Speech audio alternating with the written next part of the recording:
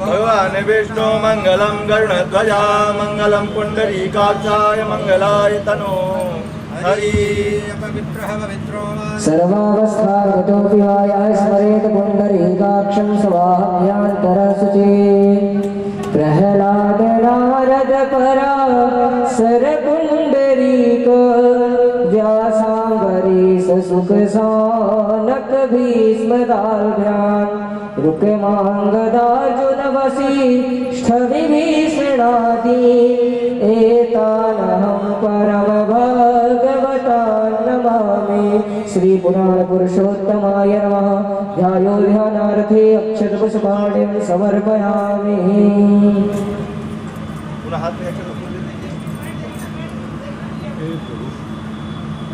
यं प्रव्रजन्तमनुपेतमपेतकृत्यं द्वैपायनो विरहकातरया जुहावा पुत्रेति तन्मयतया तरवोऽभिनेदु स्तं सर्वभूतहृदयं मुनिमानतोऽस्मि। गौराङ्गं रसमयं नित्यं रसाचार्यं रसोत्सुकं श्रीमद् रामहर्षणदेवाख्यं श्री सद्गुरुं प्रणमाम्यहम्। श्री सद्गुरुचरणकमलेभ्यो नमः। ध्यायो ध्यानार्थे अक्षतपुष्पाणिं समर्पयामि। हरि ओम। सहस्रशीर्षाः पुरुषाः सहस्राक्षाः सहस्रपाता सभूमिगुं सर्वस्पतवात्यातिष्ठत्साङ्गोलं पुरुष एवेदगुं सर्वं जडभूतं दक्षभाव्यं मा उतामृतपस्येशान जदन्नेनातिरोहति। एतावानश्च महिमातो जायाश्च पुरुषः पादोऽस्य विश्वभूतानि त्रिपादस्यामृतन्दिभिः त्रिपादोर्ध्व उदयत् पुरुषः पादोऽस्येह भवत् पुनः ततो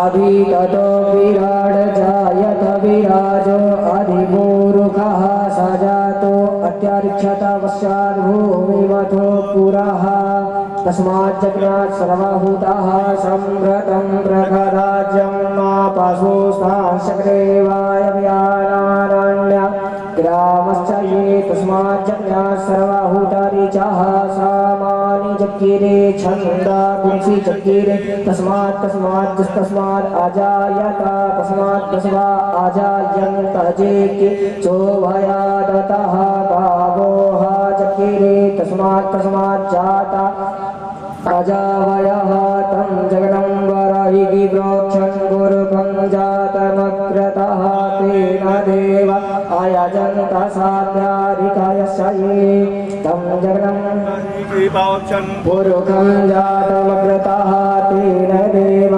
अयजन्त साध्याधिकयस्य ये चिद्पुरुषं व्यददो कथिताव्यकल्पयन्ना मुखं किमस्यासीत् किं बाहु किमोरोपादा उच्चेत ब्राह्मणोऽस्य मुखमासीत् बाहुराजन्यः क्रतः ऊरू तदचर्वैस्यः प्रव्यां शूद्रो अजायत चन्द्रमा मनसो जात चक्षुः सूर्यो अजायत श्रोत्राद्वायुश्च प्राणश्च मुखादग्निरजायत।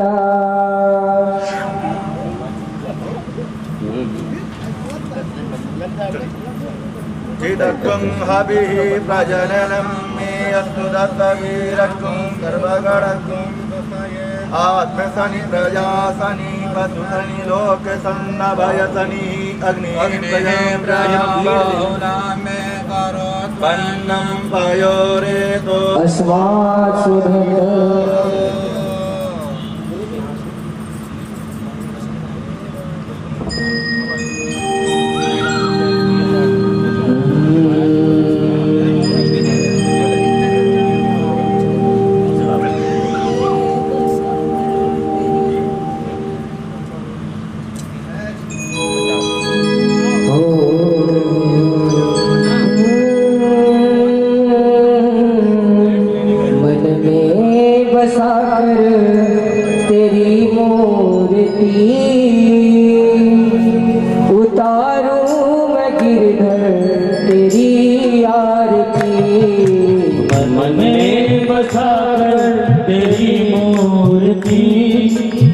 उतारूं मैं गिरधर तेरी आरती। मैं बसा कर तेरी मूर्ति उतारूं मैं गिरधर तेरी आरती। वन में बसा कर तेरी मूर्ति उतारूं मैं गिरधर तेरी आरती। करुणा करो कष्ट हरो ज्ञान दो भगवन भवन फंसी नाव मेरी तार दो भगवन। करुणा करो कष्ट हरो ज्ञान दो भगवन भाव में फंसी नाव मेरी तार दो भगवन। दर्द की दवा तुम्हारे पास है। दर्द की दवा तुम्हारे पास है। दर्द की दवा तुम्हारे पास है। दर्द की दवा तुम्हारे पास है। जिंदगी दया की भीख मांगती। मन में बसा कर तेरी मूर्ति उतारो मैं गिरधर तेरी आरती। मैं बसा कर तेरी मूर्ति उतारूं मैं गिरधर तेरी आरती। मन में बसा कर तेरी मूर्ति उतारो मैं गिरधर तेरी आरती। मांगो तुझसे क्या मैं यही सोचूं भगवन जिंदगी जब तेरे नाम करती अर्पण। मांगू तुझसे क्या मैं यही सोचूं भगवन जिंदगी जब तेरे नाम करती अर्पण। सब कुछ तेरा कुछ नहीं मेरा। सब कुछ तेरा कुछ नहीं मेरा। सब कुछ तेरा कुछ नहीं मेरा। सब कुछ तेरा कुछ नहीं मेरा। चिंता है तुझको प्रभु संसार की। मन में बसा कर तेरी मूर्ति उतारो मैं गिरधर तेरी आरती। मैं बसा कर तेरी मूर्ति उतारूं मैं गिरधर तेरी आरती। मन में बसा कर तेरी मूर्ति उतारो मैं गिरधर तेरी आरती। वेद तेरी महिमा गाए संत करे ध्यान नारद गुणगान करे छेड़ बीड़ा तान। वेद तेरी महिमा गाए संत करे ध्यान नारद गुणगान करे छेड़ वीणा तान। वेद तेरी महिमा गाए संत करे ध्यान नारद गुणगान करे छेड़ बीड़ा तान। वेद तेरी महिमा गाए संत करे ध्यान नारद गुणगान करे छेड़ वीणा तान। भक्त तेरे द्वार करते हैं पुकार। भक्त तेरे द्वार करते हैं पुकार। भक्त तेरे द्वार करते हैं पुकार। भक्त तेरे द्वार करते हैं पुकार। दास व्यास तेरी गाए आरती। मन में बसा कर तेरी मूर्ति उतारो मैं गिरधर तेरी आरती। मैं बसा कर तेरी मूर्ति उतारूं मैं गिरधर तेरी आरती। कर्पूर गौरम करुणावतारम संसार सारम भुजगेन्द्रहारम सदा वसंतम हृदयारविन्दे भवां भवानी सहितं नमामि। त्वमेव माता च पिता त्वमेव त्वमेव बन्धु च सखा त्वमेव त्वमेव विद्या द्रविणं त्वमेव त्वमेव सर्वं मम देव देवा। दर्द की दवा तुम्हारे पास है। दर्द की दवा दया की है भीख मांगती। मन में बसा कर तेरी मूर्ति उतारो मैं गिरकर तेरी आरती। में बसा कर तेरी मूर्ति उतारो मैं गिरधर तेरी आरती। मन में बसा कर तेरी मूर्ति उतारो मैं गिरधर तेरी आरती। उतारो मैं गिरधर तेरी आरती उतारो मैं गिरधर तेरी आरती उतारो मैं गिरधर तेरी आरती।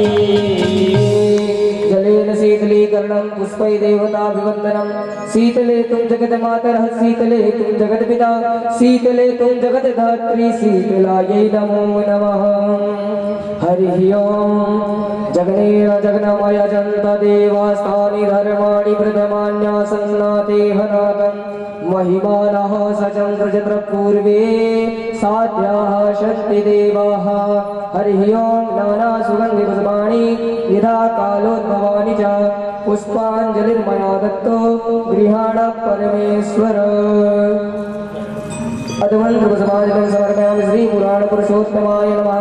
बोले श्रीमद्भागवत महापुराण की, भक्तवत्सल भगवान की, श्री वृंदावन बिहारी लाल की, श्री वृंदावन धाम की जय जय श्री राधे।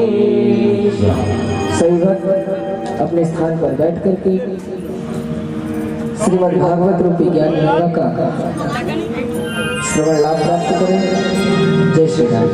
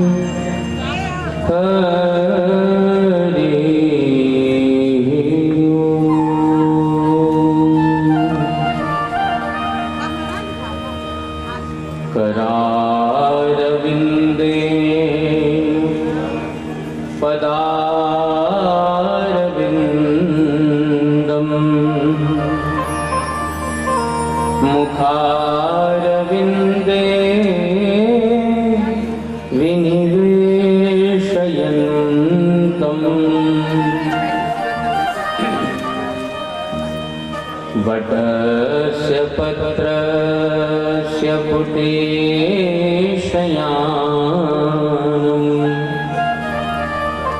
बालं मुकुन्दं मनसा स्मरामि। प्रह्लाद नारद पराशर पुण्डरीक व्यासाम्बरीश शुक शौनक भीष्मदाल्म्याम्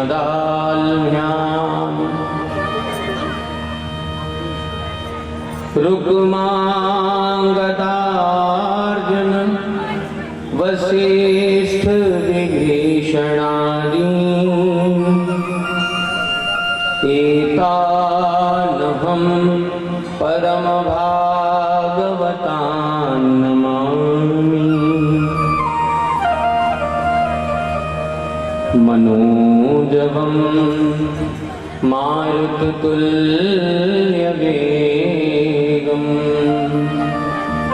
जितेन्द्रियं बुद्धिमतां वरेण्यम्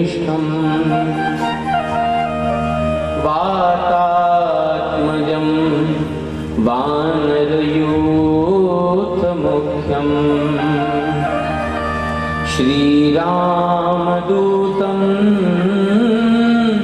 शरणं प्रपद्ये।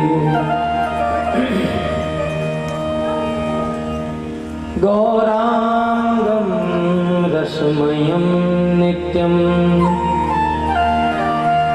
रसाचार्यं रसोत्सुकम् श्रीमद्रामहर्षणदेवाख्यं श्रीसद्गुरुं प्रणमाम्यहम्।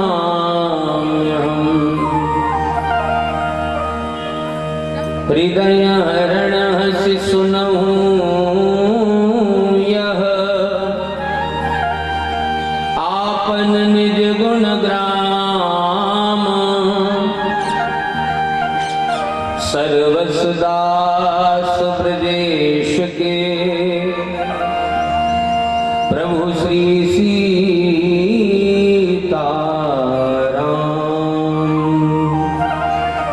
बोलिए वृंदावन बिहारी लाल की जय।